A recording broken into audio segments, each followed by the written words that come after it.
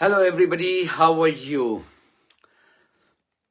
पिछले वीडियो को जो मैंने पिछला वीडियो बनाया था और अयोध्या कंट्रोवर्सी के बारे में, तो बहुत सारे लोगों को नहीं, कुछ लोगों को ये बात खराब गुजरी। अब पता नहीं, ये नॉर्मली मैं इस तरह के जो जर्नलिस्टिक जो वीडियोस होते हैं वो अपने पेज से शेयर नहीं करता हूं। पिछली मर्तबा मैंने शेयर किया था और आज भी शेयर कर रहा हूं, परहैप्स इसके बाद शेयर नहीं करूंगा, क्योंकि ये जो पर्सनल मेरा स्पेस है रिफत जावेद का, जहां पे मैं अपनी खेती के वीडियोस और पर्सनल जो मेरी यादें हैं बचपन की, उन तमाम चीजों को मैं शेयर करता हूं, चूंकि बड़ा ही नॉन कंट्रोवर्शियल मैं इसको रखना चाहता हूं। लेकिन एक वीडियो वो चला गया उस दिन, अच्छा हुआ चला गया, तो मैंने कहा कि ये दूसरा भी वीडियो जाना चाहिए। उसकी वजह यह है कि कुछ लोगों ने बड़ी आपत्ति जाहिर की और मैं बड़ा हैरान था। आपत्ति क्यों जाहिर की कि मैंने नरेंद्र मोदी को क्रिटिसाइज कैसे कर दिया या योगी को कैसे क्रिटिसाइज कर दिया। तो अगर अच्छा, उनको यह लगा कि नरेंद्र मोदी को और योगी को क्रिटिसाइज करने का मतलब है हिंदू धर्म को क्रिटिसाइज करना। तो भाई मैं बहुत कुछ चीजें बहुत क्लियरली कह दूं कि मैं सरकारी मुसलमान नहीं हूं। जो आप मेरे बारे में आपकी अगर कोई धारणा है तो उसको सही कर लीजिए।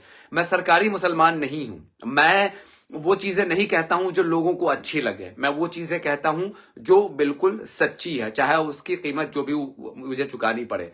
और मैं हर धर्म की इज्जत करता हूं, हर मजहब की भी इज्जत करता हूं। तो अगर नरेंद्र मोदी के क्रिटिसिज्म को या योगी आदित्यनाथ के क्रिटिसिज्म को आप ये समझते हैं कि हिंदू धर्म का क्रिटिसिज्म है, तो ये आपका प्रॉब्लम है, मेरा प्रॉब्लम नहीं है। अगर आपने नरेंद्र मोदी को एक पॉलिटिकल लीडर, एक नरेंद्र मोदी है या योगी आदित्यनाथ एक वैसा ही पॉलिटिकल लीडर है जैसा कि अरविंद केजरीवाल है या लालू यादव है या ममता बनर्जी है या फिर असदुद्दीन ओवैसी है, ये जैसे ये पॉलिटिकल लीडर है वैसे ये दोनों हैं। अगर इन दोनों को आपने उस हद तक चढ़ा दिया है कि ये हिंदू धर्म का कहते हैं कि अल्टरनेटिव बन गए हैं, तो ये आपका प्रॉब्लम है, ये आपकी जहनी बीमारी है, या आपके मानसिक दिवालियापन का प्रतीक है। इससे मुझसे माफी मत मंगवाइए, या मैं मांगने वाला भी नहीं हूं। ना मुझे कोई अफसोस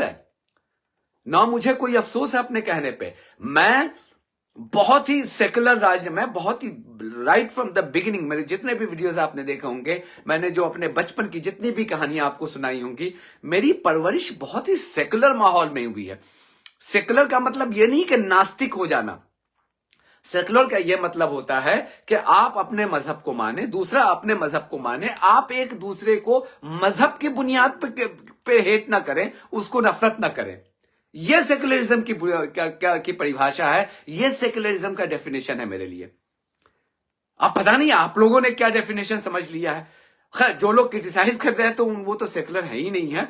लेकिन अगर आप किसी भी धर्म को मानते हैं, कोई भी धर्म किसी दूसरे धर्म के मानने वालों से नफरत करना नहीं सिखाता है।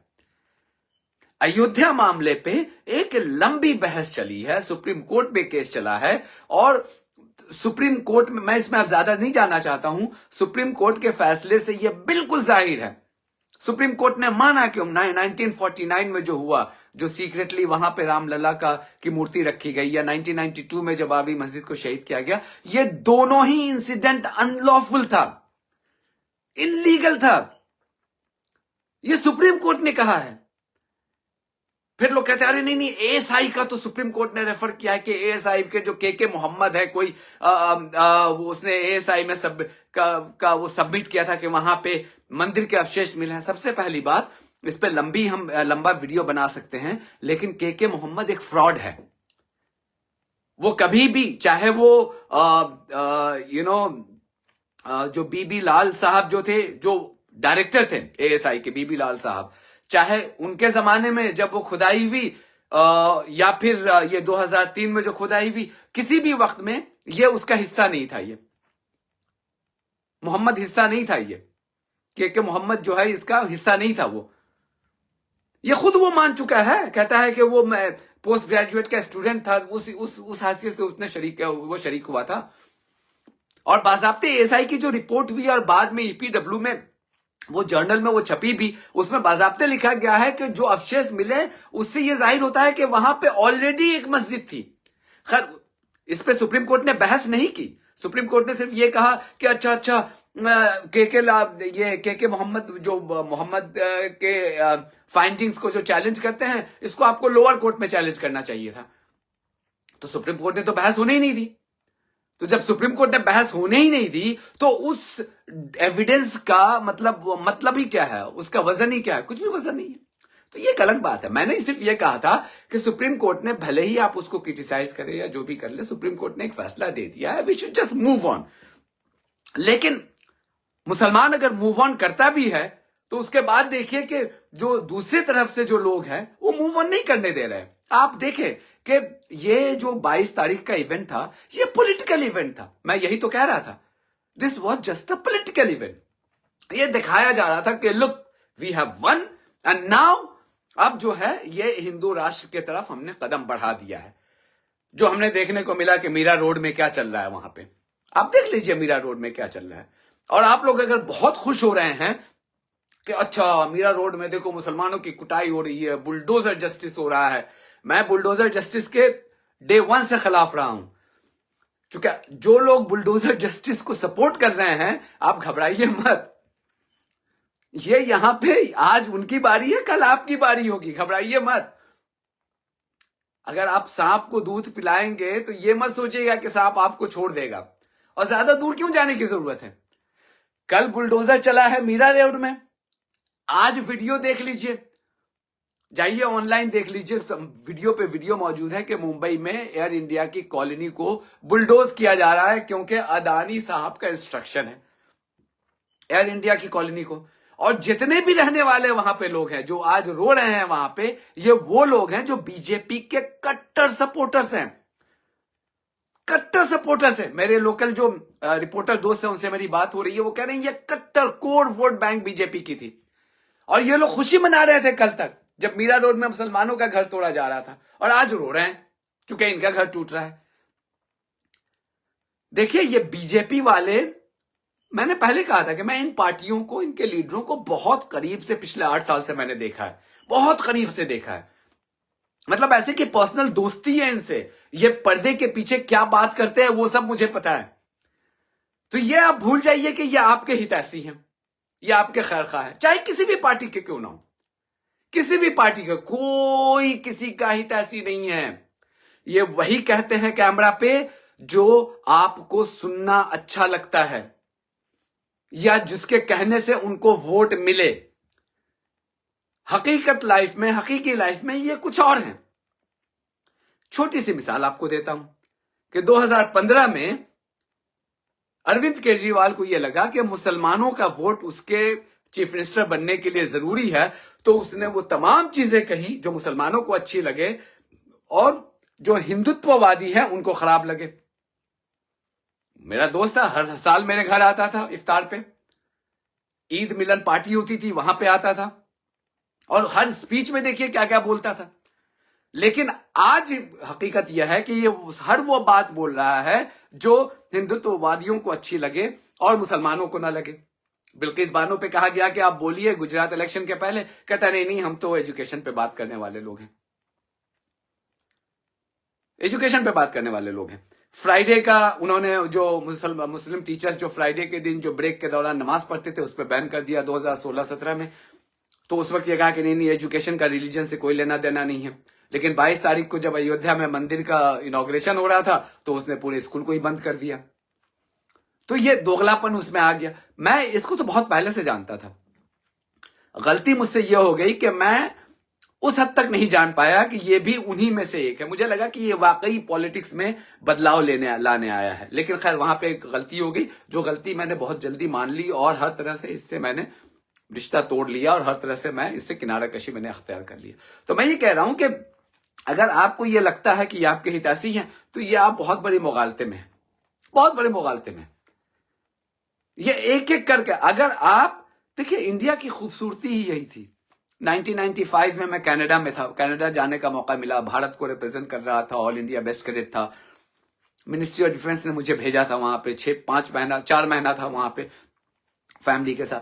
तो वो जमाना था जब भारत के बारे में बहुत ज्यादा अवेयरनेस नहीं था, तो हम वहां पे कहते थे कि हम क्या तोप चीज है, हमारी खासियत क्या है। इकोनॉमिक पावर तो हम थे नहीं, तो हम उनको ये बताते थे कि लोग हम विविधताओं में एकता वाले देश हैं, हमारे मुल्क में इतनी जबानें बोली जाती हैं, इतने मजहब के लोग हैं, लेकिन हम फिर भी यूनाइटेड हैं। फख्र के साथ सीना तान करके बोलते थे हमारे यहाँ डेमोक्रेसी है। हमने एग्जाम्पल देते थे कि 1947 में देखो पाकिस्तान भी बना, हम भी बने, लेकिन पाकिस्तान कहां से कहां चला गया और हम कहां से कहां हैं। और यही चीज है, जब मैं बीबीसी में गया 2001 में, तो अपने पाकिस्तानी कोलीग के साथ लड़ जाता था मैं कि देख तुम्हारा कंट्री क्या और हमारा कंट्री क्या है। अनफॉर्चुनेटली वो तमाम क्वालिटीज जिन पे हम सीना तान करके अपने फॉरेन कंट्रीज में तब बोलते थे जब ये आरएसएस के निक्कर में ये बाहर घूम करके हिंदू मुस्लिम करते थे, तब हम जाकर के इंडिया के लिए लड़ते थे हम बाहर जाकर के। वो तमाम क्वालिटीज जिस पे हम सीना तान करके लड़ते थे, अब कोई क्वालिटीज रही नहीं। विविधताओं में एकता वाला तो अब तो जिस तरह से हम जा रहे हैं, मतलब विविधताओं में एकता वाला तो देश रहेगा नहीं। हम हिंदू राष्ट्र की तरफ जा रहे हैं, अरिस्टोक्रेसी की तरफ जा रहे हैं, हम तानाशाही की तरफ जा रहे हैं। तो नुकसान किसका होगा? लोग मुझे ट्विटर पे कहते आप चले जाओ, छोड़ दो। अरे मेरे पास, मैं बार बार कहता हूं, ऑप्शन है, अल्हम्दुलिल्लाह मेरे पास ऑप्शन है, मैं इंडिया छोड़ करके जा सकता हूं। इंडिया के 99% पॉपुलेशन के पास वो ऑप्शन नहीं है। तो आप लोगों का दिमाग क्यों नहीं खुलता है? क्यों आप लोग ऐसी एक रिजीम को सपोर्ट कर रहे हो जो आपके और आपके आने वाली जनरेशन की जिंदगी तबाह कर रही है? धर्म के नाम पे 2 मुल्कें बनी हैं पिछले 60-70 साल में, अगर आप देख ले तो। पाकिस्तान, इजराइल, देख ले दोनों की कंट्री की क्या हैसियत रह गई है। देख ले आप, दोनों ही मुल्क कहां से कहां पे है।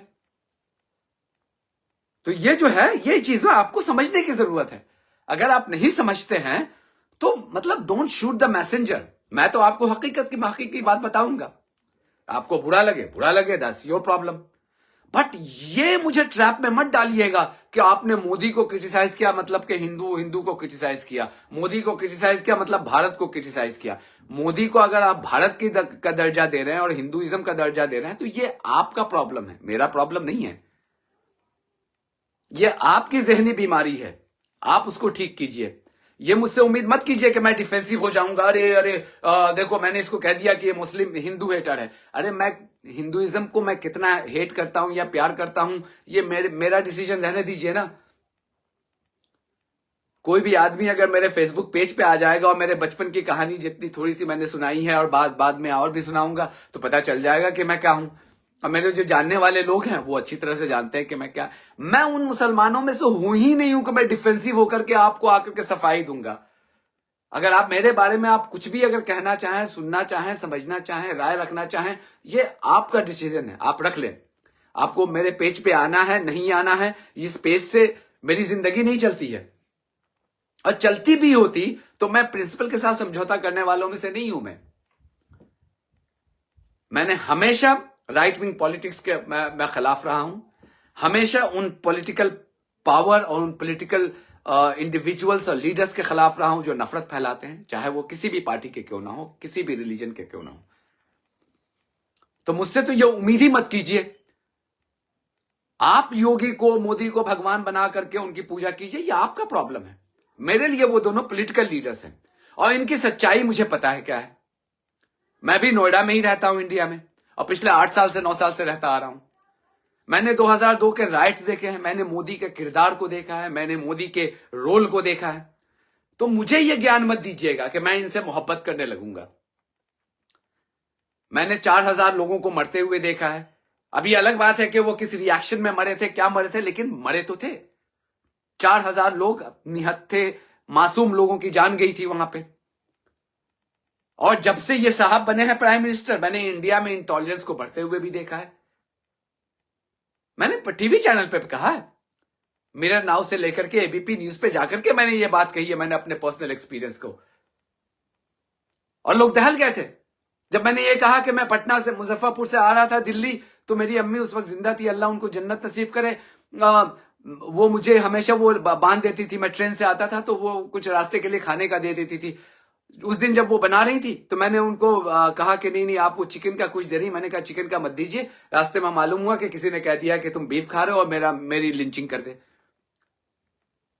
तो फिर डिस्यूजा थी मीरा नाव की, वो दहल के उसने कहा Rifat you are thinking like that, a person who has so much of contacts, जो एक फोन पे वो किसी भी चीफ मिनिस्टर से बात कर सकता हो, वो इस तरह की बात कर रहा हूं। मैंने कहा ये मैं दिल की बात कर रहा हूं, मैंने ऐसा किया है, ये डर आ गया है मुझ में। तो अगर मुझ में ये डर आ गया तो आम लोगों की सोचिए। आप कहेंगे नहीं नहीं, फिर तो आप भारत की क्रिटिसाइज कर रहे हैं, भारत के को क्रिटिसाइज कर रहे हैं। ये आपका प्रॉब्लम है भाई साहब। एक देश की एक व्यवस्था जो चला रहा हो, एक पार्टी चला रही हो, उसको मैं अगर क्रिटिसाइज करता हूं, ये मेरा हक है। आपने अगर भक्ति का सोच लिया है, अंधभक्ति का सोच लिया है, गुलामी का सोच लिया है, तो मतलब आपको सुधरने की जरूरत है। ये जो हो रहा है देश में, it's not a good news, it's not a good news. आप भी अगर उसी कतार में खड़ा होना चाहते हैं जहां पे पाकिस्तान खड़ा हुआ हो, तो मुबारक हो। मैं आपको कुछ सच्चाई बता देता हूं पाकिस्तान की। 20 साल पहले मैं जब लंदन आया था और लंदन से मैं पैसा भेजता था, 1 पाउंड की कीमत होती थी 80 रुपया, और पाकिस्तान में 1 पाउंड की कीमत होती थी तकरीबन 120 या 125 रुपया। इतना ही फर्क था। हम देते थे 110 या 120 रुपया होता था पाकिस्तानी रुपया। 80 रुपया इंडिया का, 110 या 120 रुपया पाकिस्तान का। आज के दिन में इंडिया है 1 पाउंड के बदले में 104 या 105 रुपया है। पाकिस्तान पता है कितना है? 335 रुपया, मतलब 3 गुना ज्यादा, 3 गुने से भी ज्यादा। ये हद है, इस हद तक इन्फ्लेशन वहां पे गया है। तो आप समझिए कि वहां पे गरीबी का क्या आलम होगा। और जो हम देख रहे हैं गुर्बत का क्या आलम है, सिक्योरिटी नहीं है, गुर्बत नहीं है, सॉरी गुर्बत बहुत ही मतलब यह है, अनएम्प्लॉयमेंट हाई पे है। अगर उसी सफ में आपको खड़ा होना है तो मुबारक हो, खड़े हो जाइए। मैंने जिस इंडिया को देखा है और जिस इंडिया की तर्जुमानी की है और रिप्रेजेंट किया है, वो बड़ा एक खुददार इंडिया था, एक एस्पिरेशनल इंडिया था, एक राइजिंग इंडिया था। आप लोग जिस इंडिया की कामना कर रहे हैं और जो मैं देख रहा हूं, वो एस्पिरेशनल तो हरगिज ही नहीं है, और ग्लोबल पावर तो बनना छोड़ ही दीजिए।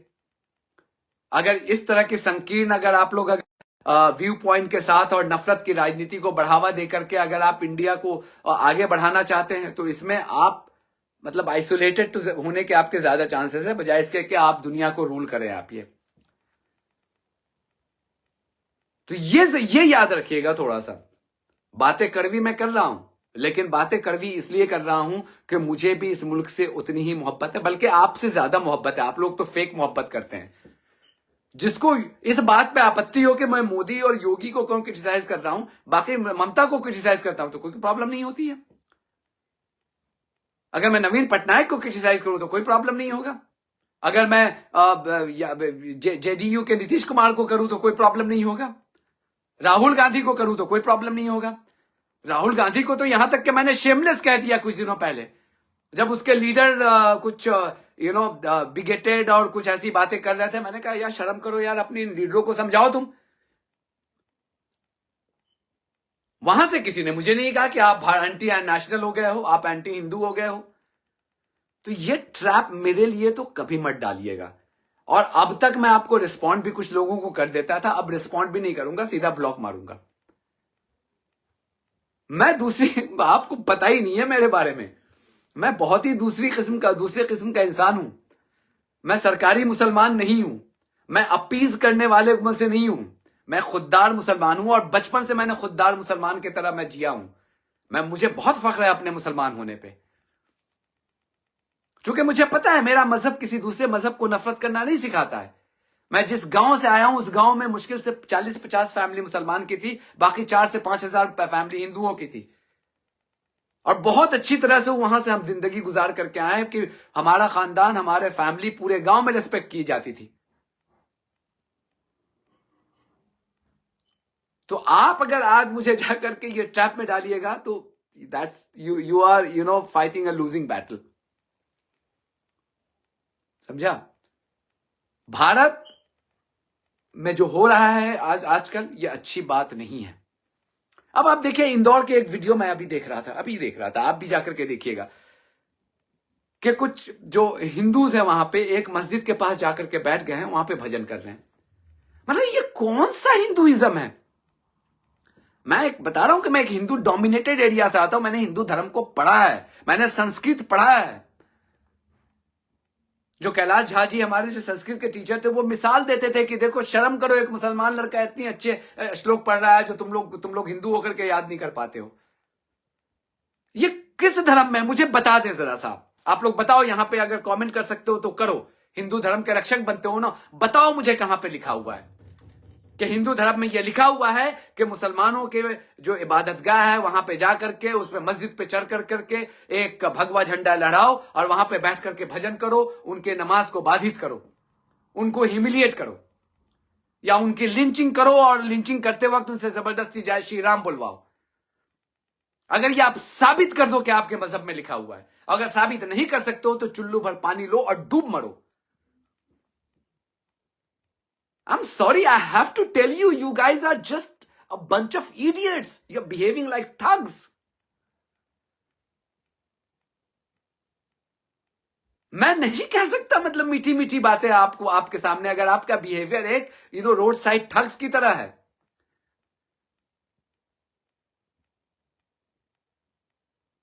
आप कहेंगे कि नहीं 22 तारीख का तो बड़ा, 22 तारीख का कोई धार्मिक मामला नहीं था, वो पॉलिटिकल मामला था। वो धार्मिक मामला होता आप मुझसे कुछ और सुनते, लेकिन वो पॉलिटिकल मामला था। वो ये आपके शंकराचार्य ने भी माना है ये चारों। हालांकि मैं शंकराचार्य से, उनमें से बहुत सारे शंकराचार्य आपके पॉलिटिकल हैं, लेकिन फिर भी मैं कहता हूं कि आपके शंकराचार्य ने माना है कि वो पॉलिटिकल मामला था। आप ही के हैं सुब्रमण्यम स्वामी, जाकर के उनके ट्विटर हैंडल को देख ले, उन्होंने क्या कहा है। वो भी अपने आप को हिंदू हृदय सम्राट मानते हैं, और भी बहुत सारे लोग हैं जिन्होंने माना ये चीजें। ये पॉलिटिकल मामला था वो चीज। मैं ये कहता हूं कि आप लोग कब समझिएगा ये कि आपका इस्तेमाल किया जा रहा है, आपको यूज किया जा रहा है। कोई भी पॉलिटिकल पार्टी, आपको वोट देने का हक है, वोट देने का हक है। आप उस बेसिस पे वोट दीजिए कि कौन आपके एरिया में और आपके बच्चों के लिए और आपकी सोसाइटी के लिए और आपकी कम्युनिटी के लिए या आपके जिले के लिए ज्यादा अच्छा काम कर सकता है। उस बेसिस पे सिर्फ वही बुनियाद होनी चाहिए आपको वोट देने का। Beyond that there should be absolutely no room for politics. आपका फोकस ये होना चाहिए कि मेरे बच्चे का फ्यूचर सिक्योर कैसे होगा। हमारे बच्चे को अगर फॉरेन एजुकेशन के लिए भेजना है तो उसके क्या तरीके हो सकते हैं। हमारे बच्चे को अगर आईएएस आईपीएस बनना है तो उसके लिए क्या तरीका हो सकता है, उसके लिए क्या तैयारियां हो सकती है। हमारे बच्चे को अगर क्रिकेटर बनना है, फुटबॉलर बनना है, तो उसके लिए कहां कहां कोचिंग की फैसिलिटी है, क्या है, उसमें क्या खर्चे आएंगे, वो तमाम चीजें आपको प्लानिंग करनी चाहिए। बजाय इसके कि आप लगे हुए हैं दिन भर के मोदी को क्रिटिसाइज कर दिया तो अरे आपने हिंदू धर्म को क्रिटिसाइज कर दिया। अरे बेवकूफ इंसान हो।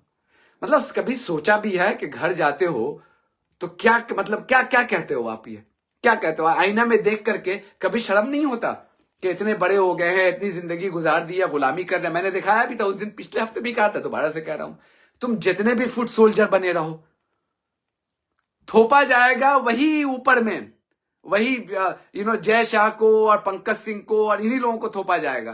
तुम लोगों को गुलाम बना करके रखा जाएगा। ये कहना तुम्हें बड़ा बुरा लग गया तो लग गया। हमें जय शाह को कल तक कोई जानता नहीं था, आज दुनिया के सबसे रिचेस्ट क्रिकेट बॉडी को हेड कर रहा हो। ना वो सही से हिंदी बोल सकता है, ना अंग्रेजी बोल सकता है, ना गुजराती बोल सकता है। क्लेम टू फेम उसका क्या है? सिर्फ अमित शाह का बेटा है। नोएडा में इतने सारे दक्काक बीजेपी के लोकल लीडर्स हैं जिसको मैं जानता हूं पर्सनली। एक दिन अचानक से पंकज सिंह को ला करके दे दिया गया। क्या है, कौन है भाई? राजनाथ सिंह का बेटा है, तो ठीक ही होगा। इस तरह के बहुत सारी चीजें। हेमंत बिस्वा शर्मा सुबह उठते ही सुबह उठते ही जहर उगलता है, सोते हुए जहर सोने जाता है तो जहर उगलता है, लेकिन अपने बच्चों को इन जहर से पाक किया हुआ है उसने। आप लोगों से जहर उगलवाएगा, आप लोगों से जाकर के कहेगा जाकर के लड़ो, राहुल गांधी के जो रैली हो रही है उसको रोको, वहां पे जाकर के फसाद करो। अपने बेटे को फॉरेन में पढ़ा रहा है, अपनी बेटी को फॉरेन में पढ़ा रहा है। आपको कहेगा कि ड्रेस कोड ये होना चाहिए, वो होना चाहिए। उनके अपने बच्चों का ड्रेस कोड देख लीजिए, बिल्कुल मॉडर्न। तो ये दोगले लोग हैं, ये कब आप सुधरोगे? आपको समझ में नहीं आता है कि ये वही हिमंत बिस्वा शर्मा था जो बीजेपी को किलो किलो में गालियां देता था 5-6 साल पहले तक। और जिस दिन राहुल गांधी ने इसको धिक्कार करके निकाल दिया और इसके खिलाफ ईडी के जांच शुरू हो गए, तो अब ये बीजेपी में शामिल हो गया, बीजेपी के वॉशिंग मशीन से धुल करके बिल्कुल सामने आ गया। तो अब ये प्रॉपर भक्त हिंदू हो गया। और आप लोगों ने भी मान लिया कि हाँ आप तो प्रॉपर हिंदू है। चूंकि ये मुसलमानों के लिए नफरत है, इसके जहन में दिन भर नफरती बयान देता रहता है, मुसलमानों को गालियां देता रहता है, तो आप लोगों को भी अच्छा लगता है। तो प्रॉब्लम आप में है ना, प्रॉब्लम इन लीडरों में है ना, प्रॉब्लम मुझ में है, प्रॉब्लम आप में है। बीमार आप हैं, आपको सही होने की जरूरत है। अब मैं बोलूंगा ये चीजें आप लोगों को, अगर आप आज भी इन लोगों को दूध का धुला हुआ मानते हैं और आप समझते हैं कि ये इंस्पायरिंग लोग हैं और आप समझते हैं कि इनमें ये वो लोग हैं जिनमें वर्च्यू है और मोरालिटी है, तो ये आपका प्रॉब्लम है। किसी साथी ने भी पूछा कि कौन है, किस नेता पे यकीन करें। मेरे जहन में, मेरे ख्याल में इंडिया में आज के दिन में किसी नेता पे मैं यकीन नहीं करूंगा। मेरे पास वोट देने का हक होगा, मैं जाऊंगा वोट दूंगा सिर्फ उस लीडर के बेसिस पे कि वो लीडर मेरे लिए कितना काम कर सकता है। बियॉन्ड दैट मैं किसी के लिए झंडा उठाने के लिए तैयार नहीं हूं, बिकॉज मुझे पता है कि सब सेल्फिश लोग हैं वहां पे, सारे सेल्फिश लोग हैं। Everybody is self centred. अगर कोई आपको यह कहता है कि मैं देश के लिए सोचता हूं और आपके लिए सोचता हूं, रबिश, लोड्स ऑफ रबिश। वो जमाना चला गया जब सेल्फलेस लीडर होते थे। आप देखें कि जो लीडर आकर के आपको, मतलब केजरीवाल के एपिसोड ने तो पूरा विश्वास ही हटा दिया लीडरों से, नेताओं से, कि जिसने आकर के ऐसी ऐसी बातें कही कि हम सरकारी घर नहीं लेंगे, सरकारी गाड़ी नहीं लेंगे, सरकारी सुरक्षा नहीं लेंगे, वो तमाम चीजें ले रहा है। मतलब करोड़ों करोड़ों रुपए के तो सिर्फ उसने वो पर्दे लगवाए हैं अपने घर में। और उस घर में मैं जा चुका हूं बाय द वे। कोई एक ऐसा महीना नहीं होता था जब मैं उस घर में नहीं जाता था। समझा? तो बहरहाल ये छोटी सी बातें आपसे करनी थी और फिर आपसे हमारा बाकी जो डायलॉग रहेगा, लेकिन इस मामले पे मुझे क्लैरिटी आपको देने की जरूरत थी ताकि आपको पता चले कि आप उससे क्या एक्सपेक्ट कर सकते हैं। हालांकि ये पेज, इस पेज पे मैं पॉलिटिक्स नहीं बात करता हूं, लेकिन मैंने जानबूझ करके इस पेज पे दोबारा से आज ये पॉलिटिकल लाइव किया है ताकि आप लोगों के साथ भी आप लोगों के जहन में भी कुछ चीजें बिल्कुल क्लियर हो जानी चाहिए। Thank you very much. God bless you all.